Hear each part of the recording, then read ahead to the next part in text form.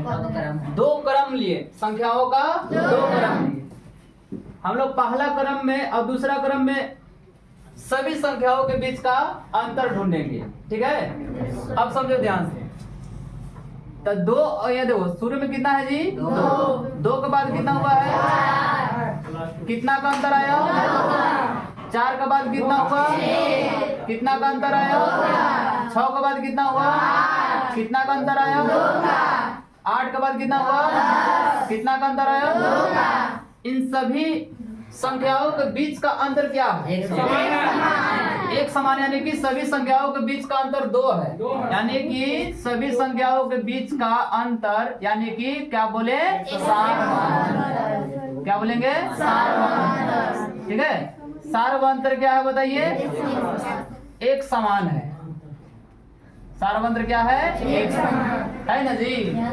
और इसमें हम लोग जांच करते हैं, तीन के बाद कितना हुआ है, पाँच, कितना का अंतर आया, पाँच के बाद कितना हुआ, छह, कितना का अंतर आया, छह के बाद कितना हुआ, कितना का अंतर आया, आठ के बाद कितना, 11, कितना का अंतर आ गया,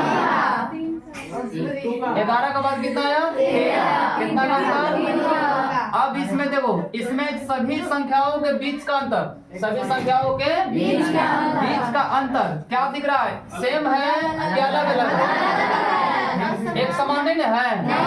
यानी कि हम लोग लिखेंगे कि सार्व अंतर जो है, सार्व अंतर एक समान नहीं है, ठीक है, एक समान नहीं है, नहीं ना है जी। तो देखो ये संख्याओं का, मैंने अभी क्या बोला कि संख्याओं का ऐसा क्रम जिनके बीच का अंतर एक समान होगा, उसको हम समांतर श्रेणी कहेंगे। क्या कहेंगे, समांतर श्रेणी कहेंगे। और संख्याओं का ऐसा क्रम जिसमें पदों का अंतर या संख्याओं के बीच का अंतर एक समान नहीं होगा, उसको हम लोग समांतर श्रेणी कहेंगे। अच्छा देखो, समांतर श्रेणी को हम लोग एपी कहते हैं। समांतर श्रेणी को क्या कहते हैं, एपी। एपी ही क्यों, तो एपी का मतलब होता है, एक मतलब अरिथमेटिक का होता है, अरिथमेटिक प्रोग्रेशन, अरिथमेटिक प्रोग्रेशन। तो अरिथमेटिक प्रोग्रेशन इसका इंग्लिश होता है। इससे समांतर श्रेणियां को हम लोग काफी डिनोट करते हैं एपी से। क्या कहेंगे, एपी से। समझ में आया ना। अब समझो ध्यान से, तो यहाँ तक समझ में आ गया होगा।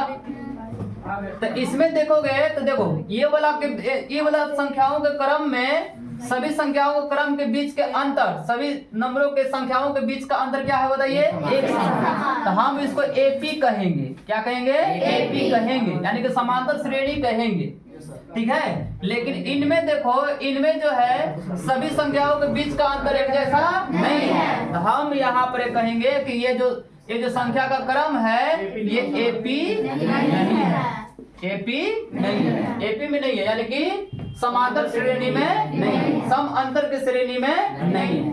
क्लियर समझ में आया ना जी, कोई दिक्कत। फिर मैंने क्या बोला कि श्रेणी में उपस्थित संख्याओं को, श्रेणी में उपस्थित संख्याओं को, श्रेणी में उपस्थित प्रत्येक संख्याओं को हम लोग पद कहते हैं। क्या कहते हैं, पद। यानी कि यहाँ पर श्रेणी में जितने भी नंबर तुम लोग को दिख रहा है, इन सभी प्रत्येक नंबर को हम लोग क्या कहते हैं, पद कहते हैं। क्या कहते हैं, पद। तो देखो, ये 2 भी पद है कि नहीं है जी, 4 भी पद है कि नहीं है, ये 6 भी क्या है, पद है, ये 8 भी क्या है, पद है, ये 10 भी क्या है, पद है। इसी तरह से बढ़ेंगे तो जो भी आएगा वो भी हमारा पद रहेगा। क्योंकि ये पहले, अब देखो पद का नाम हम लोग देते हैं, तो जो संख्या क्रम में जिस स्थान पर आएगा उसको हम वैवा पद कहते हैं। फॉर एग्जाम्पल देखो, 2 कैवा स्थान पर आया है, पहला स्थान पर, तो हम इसको पहला पद बोलेंगे। क्या बोलेंगे, पहला पद। 4 कैवा स्थान पर आया है, दूसरा स्थान पर, तो हम इसको क्या बोलेंगे, दूसरा पद। 6 कैवा स्थान पर आया है, तो हम इसको बोलेंगे तीसरा पद। 8 कैवा स्थान पर आया है, तो हम इसको चौथा पद बोलेंगे। 10 कैवा स्थान पर आया है, 5वां, तो हम इसको बोलेंगे 5वां पद। पद को डिनोट किया जाता है, ध्यान सुनो, पद को डिनोट किया जाता है ए से। कहाँ से, ए से। पद को हम लोग ए से डिनोट करते हैं, इसलिए हम लोग इसको बोलेंगे A1। प्रथम पद को A1, और दूसरा पद को A2, और तीसरा पद को A3। चौथा पद को और पांचवा पद को। इसी तरह से हम लोग को क्या बनेगा, अनेक पद बन सकता है। ठीक है, अनगिनत पद हम इस तरह से क्या कर सकते हैं, आया समझ में। तब बताइए कि A50 कहने का मतलब क्या है। A50 कहने का मतलब कि इसी तरह से जाएंगे ना तब 50वां पद। ठीक है, तो A50वां पद को हम लोग कहाँ से दिखाएंगे, A50 से। अगर हमको 30वां पद दिखाना हो तो कैसे दिखाएंगे, A30 से। ये ना A30 से हम लोग क्या करेंगे, 30वां पद को दिखाएंगे। अगर हमको मान लेते कि ऐसा लिखा हुआ है 20वां, ठीक है, 20वां पद ऐसा लिखा हुआ है, तो हम इसको सांकेतिक भाषा में कैसे लिख सकते हैं, हम इसको सांकेतिक भाषा में A20 लिख सकते हैं, क्योंकि A20 का मतलब हुआ 20वां पद। क्या हुआ, 20वां पद। आगे समझ जी, तो क्रम में जो संख्या जमा स्थान पर होगा उसको हम वायवा पद कहेंगे। आया कि नहीं समझ में। चलिए अब उसके बाद समझिए, यहाँ पर यहाँ तो समझ में आ गया कि एपी किसको कहना है, एपी किसको नहीं कहना है। सभी के बीच का अंतर अगर एक जैसा है तो एपी में है, यानी कि समांतर श्रेणी में है। अगर सभी के बीच का अंतर एक समान नहीं है तो हम कहेंगे वो समांतर श्रेणी में नहीं है। क्लियर हो गया होगा। अब चलिए आगे देखिए, आप वहाँ पर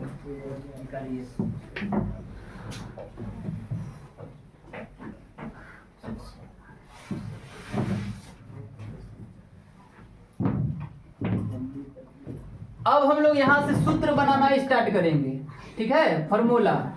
ठीक है, तो इसमें हम लोग को समांतर श्रेणी में क्या करना है कि फॉर्मूला कुछ पढ़ना है, जिसमें कि सबसे पहला फॉर्मूला पढ़ेंगे हम लोग सार व अंतर का। किसका, सार व अंतर। अभी जो हम लोग क्रम में देख रहे थे अंतर, सार व अंतर, उसका फॉर्मूला को निकलता कैसे है। तो सार व अंतर अर्थात डी बराबर फॉर्मूला का होता है, सिंपल सा साधारण सा भाषा में लिखोगे, टर्म में लिखोगे तो बनेगा अगला पद। क्या होगा, अगला पद। अगला पद माइनस पिछला पद, अगला पद माइनस पिछला पद, यानी कि अगला पद में से हम पिछला पद को घटा के किसका वैल्यू निकाल लेते हैं, अर्थात डी का। तो इसके हिसाब से हम लोग का फॉर्मूला बनेगा। मान लो कि हमारे पास कोई पद है, मतलब कि कोई क्रम है, कोई क्या है, क्रम है।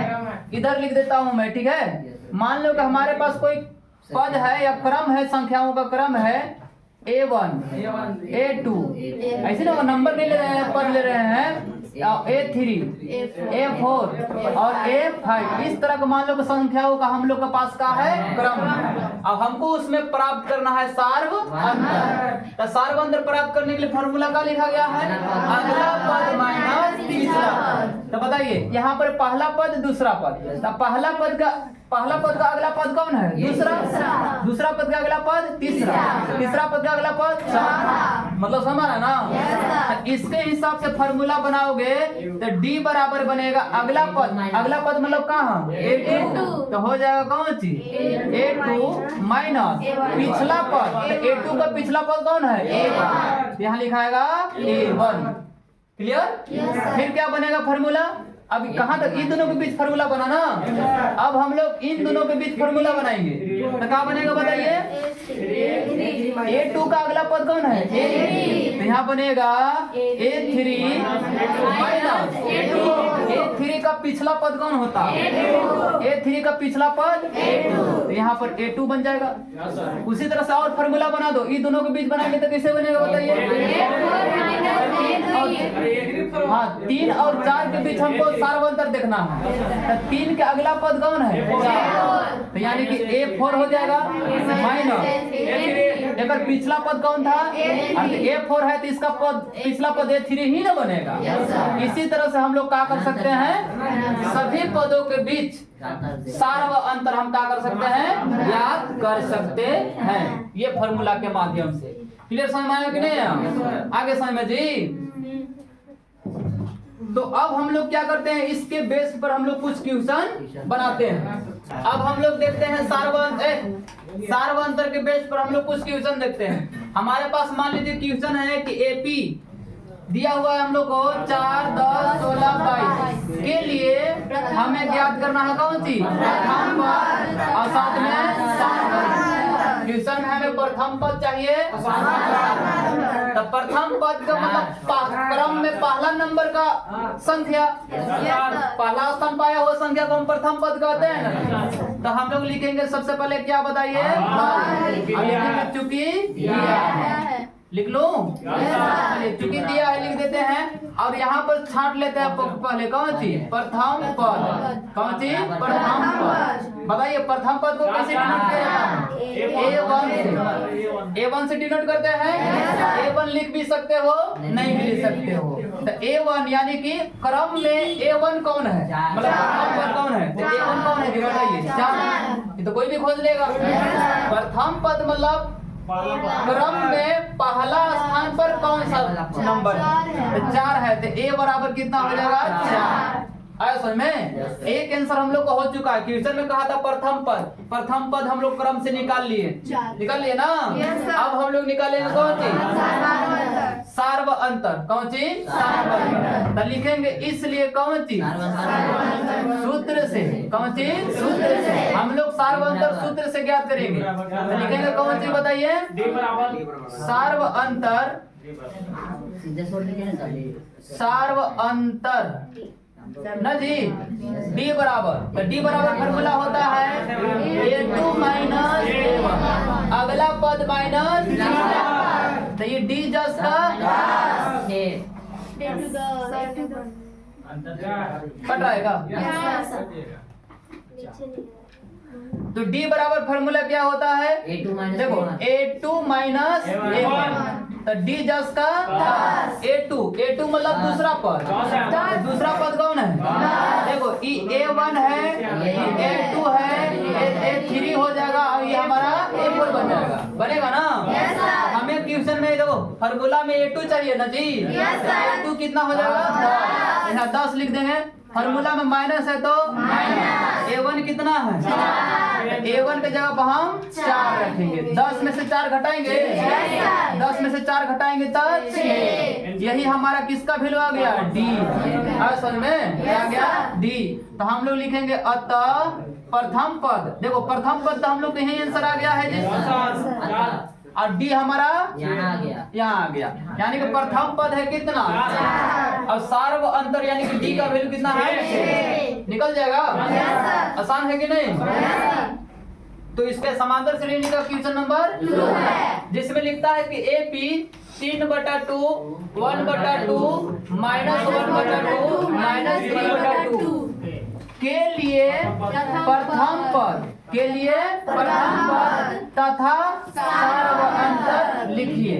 प्रथम पद तथा सार्व अंतर लिखिए। चलिए हम लोग इसको सॉल्व करते हैं। तो सबसे पहले लिखेंगे उसके बाद लिख लेंगे चूंकि दिया है, क्या लिख लेंगे, चूंकि दिया है। अब हम लोग को क्या दिया हुआ है देख लीजिए, हम लोग के पास एक श्रेणी दिया हुआ है ना, इस श्रेणी से हम लोग तुरंत ही निकाल लेते हैं कौन सी प्रथम पद। तो लिखेंगे प्रथम पद, क्या लिखेंगे प्रथम पद। अब प्रथम पद यहाँ पर क्या है बताइए, A1। प्रथम पद क्या है, A1। तो A1 बराबर कितना होगा जी, 3/2, 3/2 हो जाएगा। क्रम में उपस्थित क्रम में पहला स्थान पर आया नंबर को प्रथम पद कहते हैं। तो पहला स्थान पर कौन आया है, 3/2, इसलिए हमारा प्रथम पद 3/2 होगा।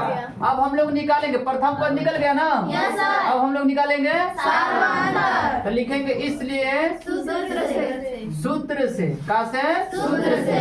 कौन से निकालेंगे, सार्व अंतर। क्या निकाल लेंगे, सार्व अंतर, यानी कि D बराबर। तो सार्व अंतर निकालने के लिए फॉर्मूला मैंने दिया अगला पद माइनस तीसरा पद, मतलब A2 माइनस A1, यही दिया ना। अब D जस का A2 का वैल्यू देखिए जाके, तो यहाँ पर A1 है, A2 है और ये A3 है और ये हमारा A4, 4 को पद दिया हुआ। यहाँ फार्मूला में A2 मांगा है, तो A2 हमारे पास कितना है 1/2, माइनस का A1 कितना है 3/2 है ना जी। अब इसका एलसीएम ले लीजिए आप, 2 का एलसीएम ले लेता हो जाएगा। अब नीचे देखो, नीचे नंबर सेम है, इसके ऊपर का नंबर भी सेम उतरेगा। आया समझ में। अब उसके बाद कीजिए, 1 में से 3 तो माइनस नहीं होगा ना, इसलिए हम 3 में से 1 माइनस करेंगे। तो कितना आएगा -2। अब बटा में 2 से 2 कैंसल, कितना -1, माइनस है ना, -1। यही हमारा हो गया कौन चीज, सार्व अंतर। आया समझ में? तो प्रथम पद 3/2 और सार्वंतर -1 है। निकल जाएगा इस तरह से क्वेश्चन। चलिए तो इसको भी उतार लीजिए आप।